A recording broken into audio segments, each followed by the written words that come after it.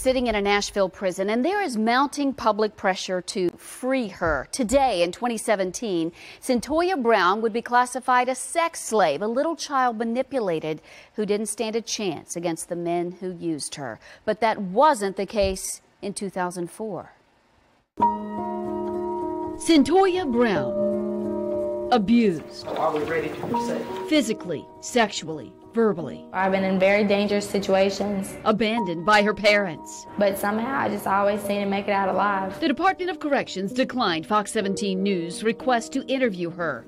But filmmaker Dan Birman shared video from his 7 years documenting Cyntoia Brown's case. I was abused, so I was very paranoid. She's convicted of murder for killing a Nashville realtor who'd bought her for sex. She was picked up by this 43-year-old man. Cyntoia was 16 years old when this started. Berman's documentary gave voice to her childhood horror. This is a young girl who is at the tail end of 3 generations of violence against women.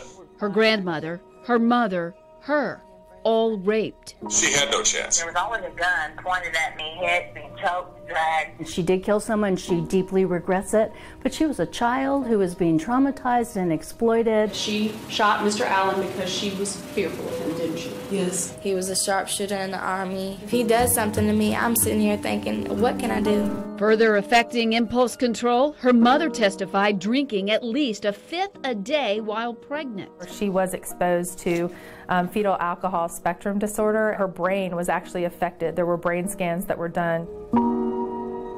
She was being sex trafficked.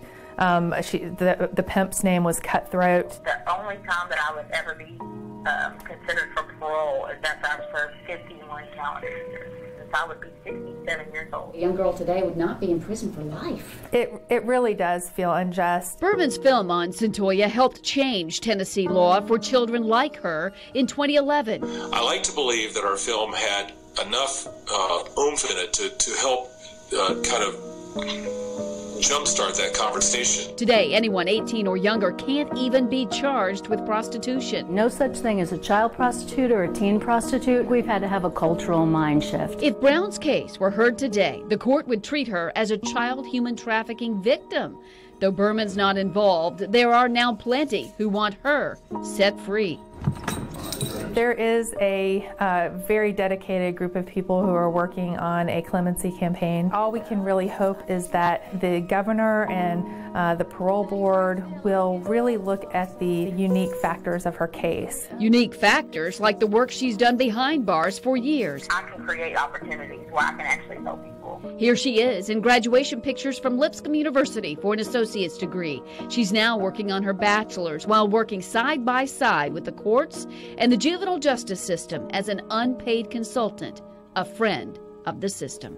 She has used her experience to be able to make things better. We'll see you in the morning, young lady. I want a second chance. Fox 17 News will continue to update you on the push to free Cyntoia. At the same time, Tennessee is recognized tonight as the #1 state for laws that fight child sex trafficking. Shared Hope International awarded Tennessee the top spot just today. Derri Smith of End Slavery Tennessee, among other agencies, have helped strengthen Tennessee law to rescue children being held against their will.